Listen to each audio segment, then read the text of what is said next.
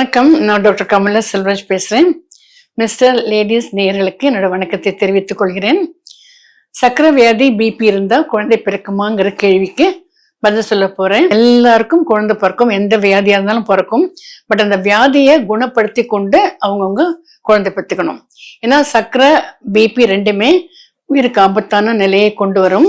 So BP உள்ளவங்க, சக்கரை உள்ளவங்க டாக்டரிடம் போய் அதுக்குரிய மருந்து எடுத்துக்கணும். அண்ட் எப்போதுமே உங்க கல்யாணத்துக்கு முன்னாலேயே உங்களுக்கு இந்த வியாதி இருக்குன்னு தெரிஞ்சிருக்கும். அதுக்கு ஏற்கனவே ட்ரீட்மெண்ட் இருக்கலாம். பட் ஒருவேளை தெரியாம இருந்தா கர்ப்பத்தும் போது கண்டுபிடிக்கலாம். பட் எல்லா வியாதியும் இப்போ இருக்கிற நவீன மருத்துவ தொழில்ல எல்லாத்தையுமே தீர்த்து கரெக்டா நல்ல குழந்தை பெற்றுக்க முடியும். ஸோ எல்லாருமே எந்த வியாதி இருந்தாலும் குழந்தை பெற்றுக்க முடியும். தைராய்டு ஒரு முக்கியமான ஹார்மோன்ஸ் நம்ம தொண்டை கிட்ட இங்க இருக்கிறது. ஒரு பட்டர்ஃப்ளை வடிவத்தை கொண்டது. அது ரொம்ப முக்கியமான நம்ம உடம்பு ஹெல்த்தியா இருக்கிறதுக்கு தைராய்டு ரொம்ப முக்கியம். ஸ்பெஷலி அது இயங்கினாதான் நம்ம சுறுசுறுப்பா இருக்க முடியும், அளவோட உடம்பு இருக்க முடியும். அது சரியா இயங்கலைன்னா உடம்பு ஒரு மாதிரி பருத்து தோலெல்லாம் துறதுறன்னு இருந்து முடியெல்லாம் கொட்டி ஒரு மாதிரி மந்தமா இருப்பாங்க தைராய்டு இல்லைன்னா. ஸோ தைராய்டு யூஸ்வலி குழந்தை வளர்ச்சியே நம்ம ஒரு மாதிரி மந்தமா இருக்கிற குழந்தைக்கு கண்டுபிடிச்சி அப்போதே மாத்திரை கொடுத்தா சரியாயிடும். அந்த மாத்திரை அவங்க எப்போதுமே நிறுத்த முடியாது. தைராய்டு உள்ளவங்க கண்டினியூஸா டேப்லெட்ஸ் எடுத்துக்கொண்டே தான் இருக்கணும். அது நிறுத்தினா ஒரு மாதிரி மந்தமா அசமந்தமா ஆயிடும், மக்கு மாதிரி இருப்பாங்க. ஸோ தைராய்டு முக்கியமான ஹார்மோன். இங்க பட்டர்ஃப்ளை மாதிரி நம்ம தொண்டை கிட்ட இருக்கு. அது சரியா இயங்கலைன்னா ஒரு மாதிரி தோலெல்லாம் வறண்டு போய் தலைமுடியெல்லாம் கொஞ்சம் கொட்டி ஒரு மாதிரி ரஃபா மந்தமா இருப்பாங்க. ஸோ அதை கண்டுபிடிச்சா தைராய்டு லைஃப் லாங் சாப்பிட்டு கொண்டுதான் இருக்கணும்.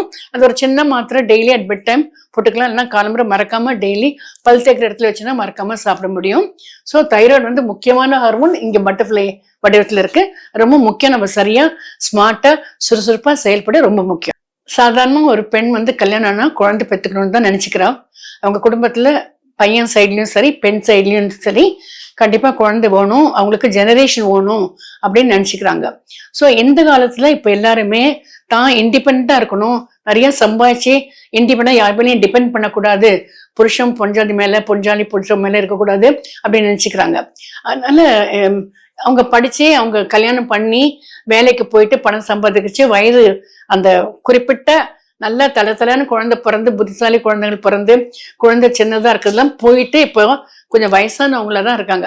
நான் கேலியே ஒரு பேஷண்ட் டைம் சொன்னேன், நீங்க உங்க குழந்தை ஸ்கூலுக்கு போறச்சே உங்க பேரனா பெத்தியான்னு கேட்பாங்கன்னு. அவ கண்ணில் அப்படியே தண்ணி வந்துடுச்சு. நான் சொன்னேன், சாரிம்மா உங்களை ஹர்ட் பண்ண நான் சொல்லலை, நான் சொன்னேன்.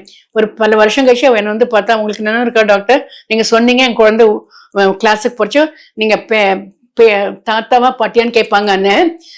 ஆமா நினைவு இருக்கு. அப்படிதான் கேட்டாங்க டாக்டர். நான் உடனே இல்லை அப்படின்னு சொன்னேன் ஃபர்ஸ்ட். அப்புறம் அதெல்லாம் எப்படி குழந்தை பொறுத்தேன் டெஸ்ட் பேபின்லாம் சொன்னேன். அப்புறம் இப்போ கேட்டா ஆமான்னு சொல்லிடுது. அது ஈஸியா சொல்றதுக்கு அப்படின்னு சொல்லிட்டு. அதனால குறிப்பிட்ட வயசுக்குள்ள குழந்தை பெற்றுக்கிறது ரொம்ப நல்லது. நீங்க வயசாரிச்சு அவங்க உங்களை காப்பாற்றுறதுக்கு சரியா இருப்பாங்க. ஸோ எல்லாத்துக்குமே ஒரு வயது வரம்பு, செடி நட்டு விதை மரம் விளையாடுற மாதிரியே குழந்தை பெற்றுக்கிறது ஒரு குறிப்பிட்ட வயசு இருக்கு. அதுக்குள்ள குழந்தை பெற்று அவங்களை படிக்க வச்சு அவங்க உங்களை மரம் நிழல் கொடுக்குற மாதிரி உங்களை காப்பாற்றணுங்கிற நன்மை நீங்க கொண்டு வரணும்.